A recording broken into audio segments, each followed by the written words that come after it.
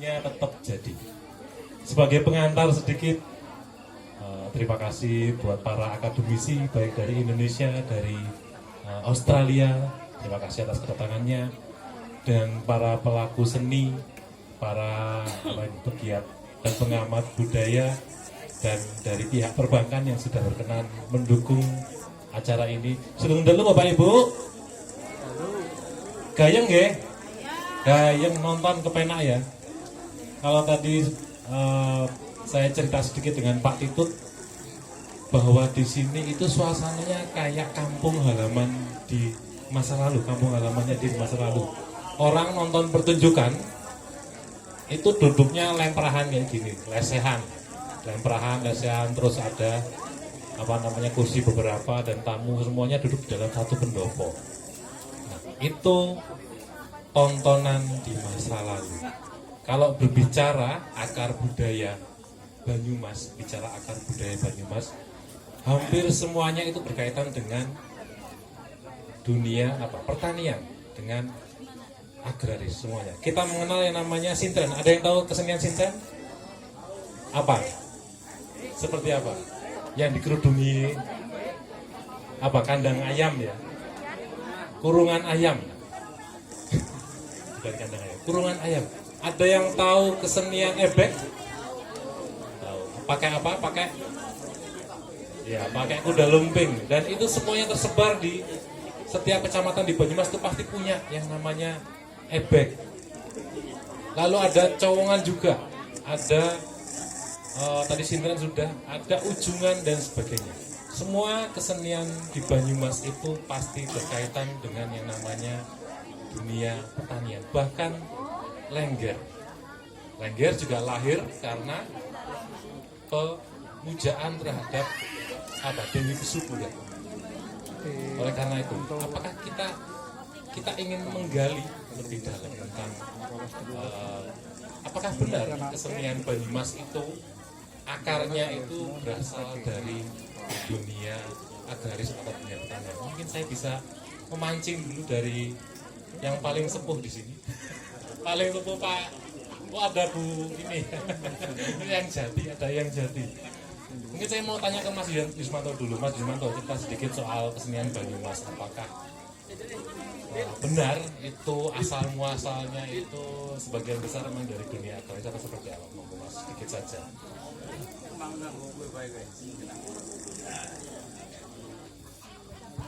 Assalamualaikum warahmatullahi wabarakatuh. Salam sejahtera untuk kita semuanya. Salam, Om Swastiastu, Namo Buddhaya. Salam kebajikan. Rahayu. Salam budaya. Terima kasih. Maaf, saya mungkin agak berbicara panjang karena tadi ditanya tentang aspek kesejarahan. Jadi di wilayah Banyumas ini memang akar kultural kita berbasis pada akar budaya agraris, akar pertanian, dan pada masyarakat yang hidup dalam lingkungan pertanian itu biasanya ada ritual-ritual ya seperti tadi dikatakan Kang Titut, ada cowongan manggil hujan. Lengger pun biasa untuk manggil hujan, untuk pemujaan, kemudian untuk dharma bakti kepada bumi, pada Ibu Pertiwi. Kalau di negeri sana ada Dewi Kuargim, di sini ada Ibu Pertiwi, Dewi Pertiwi yang juga disebut Ibu Bumi, dan ini sudah berlangsung sebegitu lama yang pada akhirnya pada tahun 1830 ini menjadi momentum besar pada pertumbuhan perkembangan kesenian rakyat. Mungkin banyak yang belum mengetahui mengapa 1830. Karena 1830 adalah saat berakhirnya perang Diponegoro dan pada waktu itu kolonialis Belanda hampir bangkrut di wilayah Asia, juga termasuk di Nusantara, termasuk juga di Jawa, yang kemudian pada tahun 1830 mulai menerapkan politik kultur stelsel atau tanam paksa. Nah, pada saat itu Banyumas yang merupakan wilayah jajahan Surakarta Hadiningrat ini kemudian diserahkan kepada penjajah Belanda. Nah, saat itu Belanda mulai masuk secara masif di wilayah Banyumas dengan membawa orang-orang pecinan dan orang-orang Arab di wilayah Banyumas Raya ini, di mana ada pusat pemerintahan dan pusat industri. Pasti di situ akan ditanam orang Cina, Tionghoa. Mereka diberi rumah sewa, kemudian mereka dipasrai untuk mengelola perekonomian di wilayah tersebut. Ini sepertinya tidak ada hubungannya dengan Lengger, tapi justru inilah di sini titiknya. Disinilah titiknya. Ketika mereka para amtenar, para kolonialis dan para orang-orang Cina yang didatang di sini, mereka berkumpul, mereka bersosialisasi, kemudian mereka sering kumpul-kumpul bareng, maka muncullah produksi ciu di Cikakak, di Cilongok. Ini kemudian ada tuak yang dari Badai. Ini mulai diproduksi di wilayah Banyumas Raya sejak 1830. Nah, mereka sering kumpul-kumpul, minum-minum bareng, main kartu. Seperti kemarin saya di grup cerita tentang main kartu dan hubungannya dengan kesenian rakyat. Mereka kemudian menciptakan yang namanya marungan. Istilah marungan ini adalah ketika para amtenar, para juragan dan lain-lain berkumpul di suatu warung, makan bareng-bareng, main teplek, main kartu, kemudian di situ ada minuman keras seperti ciu, brandy, tuak dan lain-lain.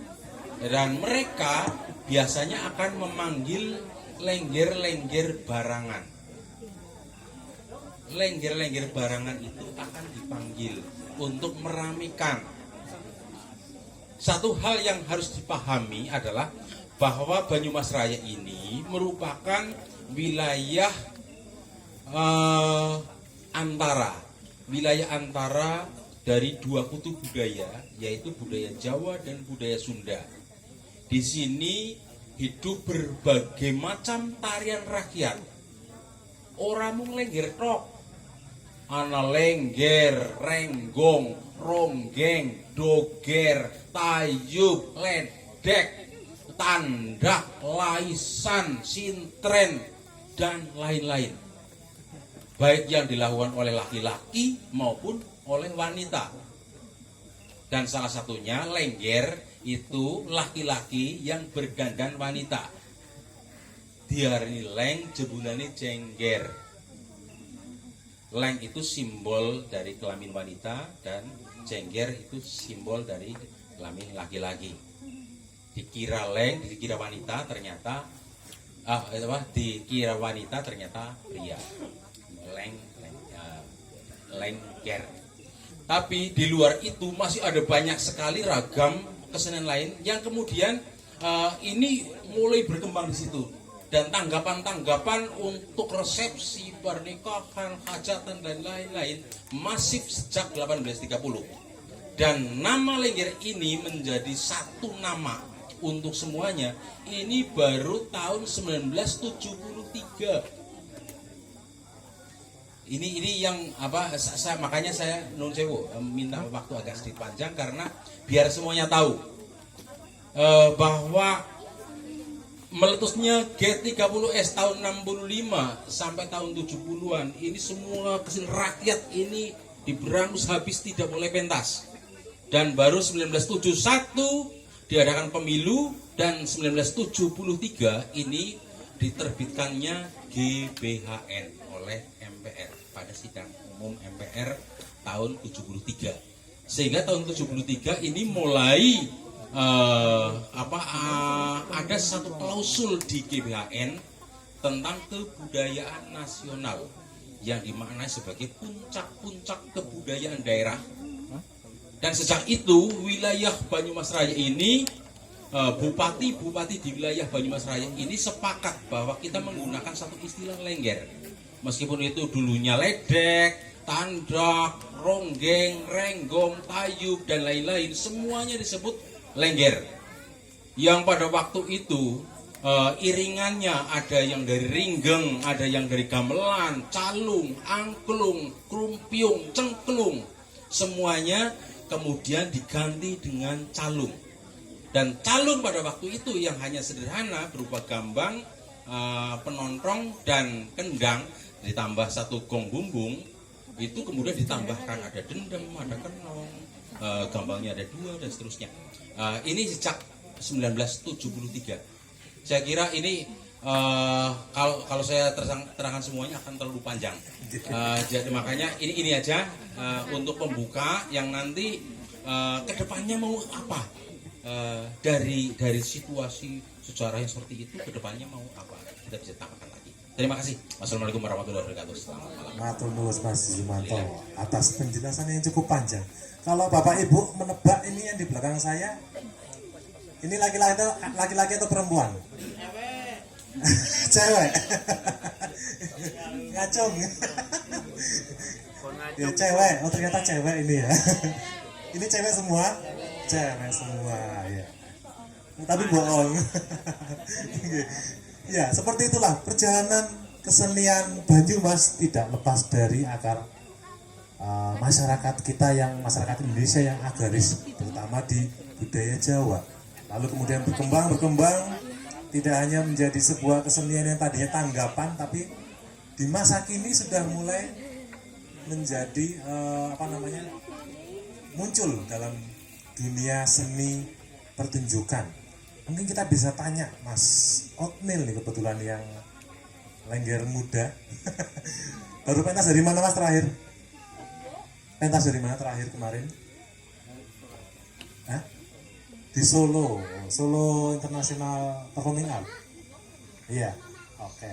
Mas Otnil, melihat perkembangan masa kini ya, apakah benar sekarang itu yang namanya seni Banyumasan, terutama yang tradisional ya, kita bicara seni tradisional dahulu, sudah memiliki kalau bisa dibilang harga ataupun memiliki tempat di masyarakat secara umum, bisa dinikmati dan sebagainya dari segi seni tradisionalnya. Monggo Mas Otnil.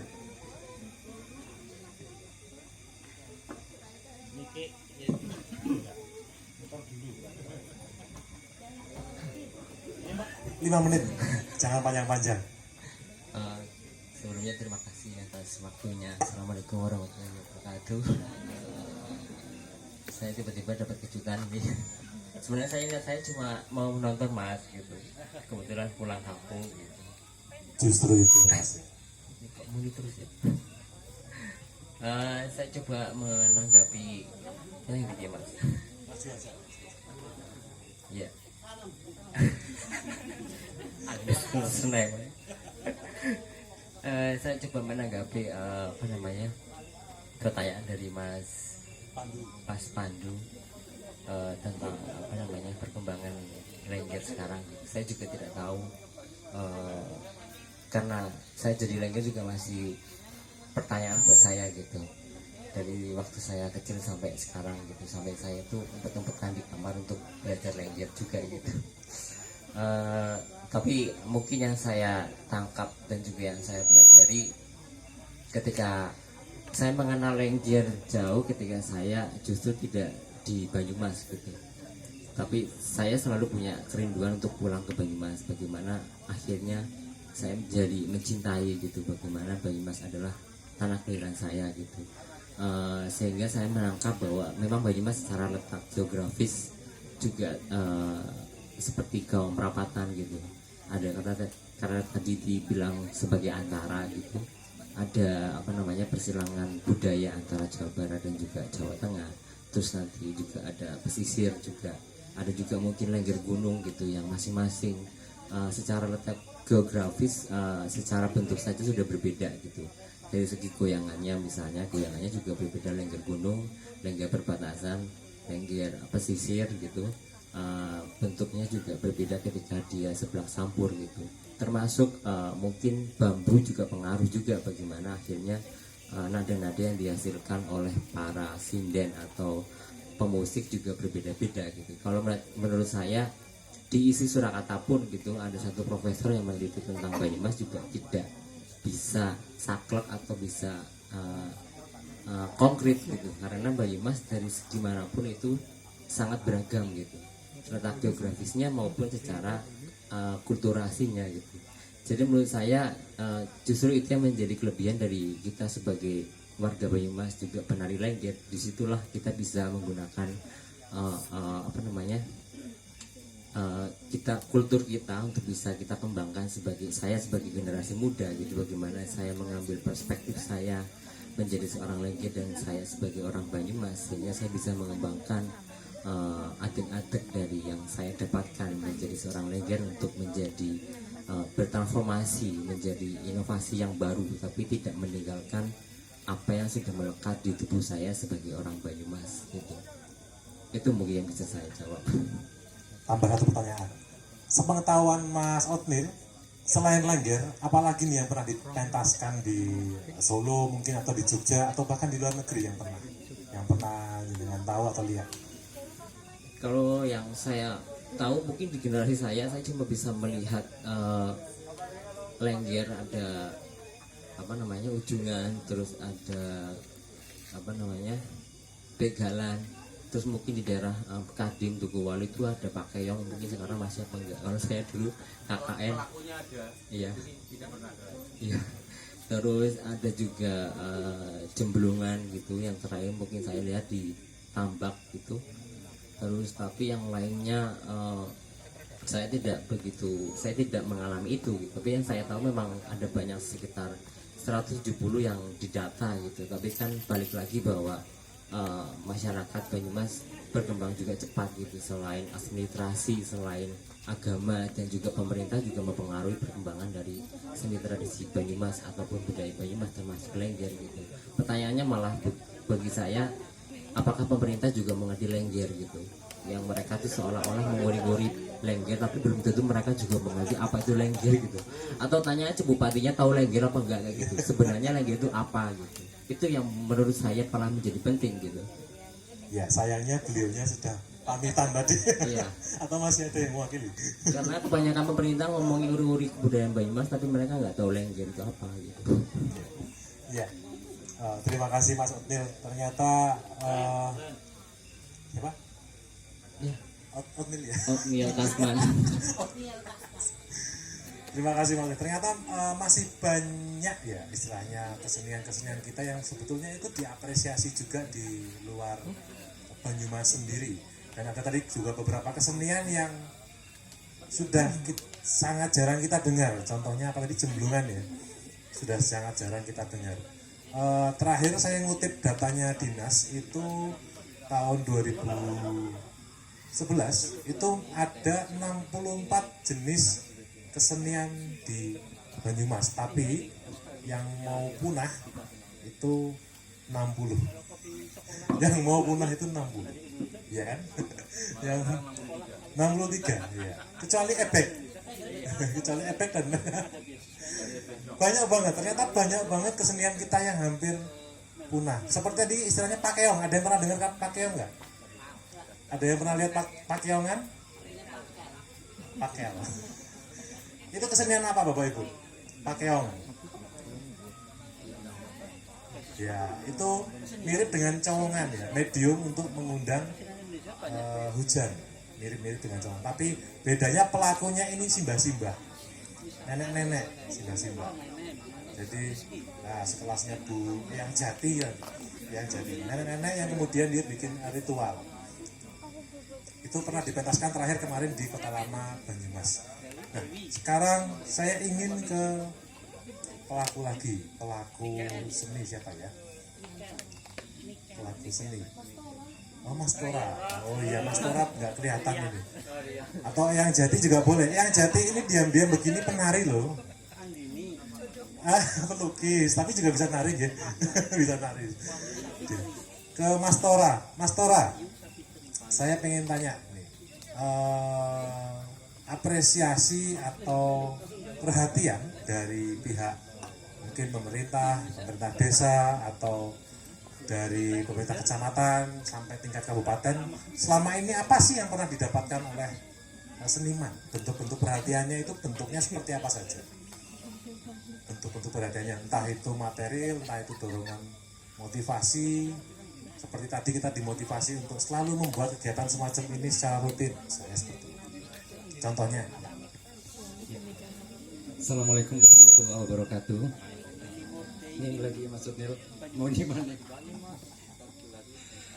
Ya, jadi tadi sudah dijelaskan banyak oleh Mas Otnil tentang latar belakang atau pengetahuan seni Lengger, khususnya Lengger Banyumas ini. Dan menanggapi pertanyaan Mas Pandu tadi, bagaimana apresiasi dari pihak pemerintah baik dari desa, kecamatan hingga mungkin kabupaten, provinsi atau mungkin sampai ke nasional pusat ya. Kalau saya pribadi sih yang pertama apresiasi dari tingkat desa ya, dalam hal ini mungkin dari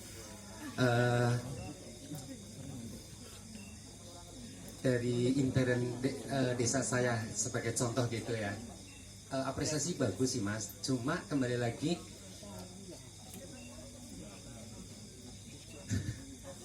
kalau dana sih memang itu menjadi sesuatu yang sensitif ya. Dimana mungkin terbentur karena dana, tapi apresiasi terhadap seni dan terhadap saya dan teman-teman bagus. Cuma kembali lagi mereka malah butuh kreativitas kita Mas. Jadi mereka apresiasinya bagus, tapi pada dasarnya mereka butuh karya kita, butuh kreativitas kita gitu. Jadi mereka khususnya di pemerintah desa saya sendiri itu lebih apa sih namanya, malah membutuhkan karya kita gitu. Dalam arti mereka tahunya ya sudah ada kayak gitu. Kita misalkan mementaskan sebuah pertunjukan, mereka seneng kayak gitu sih, bentuknya hanya itu sih.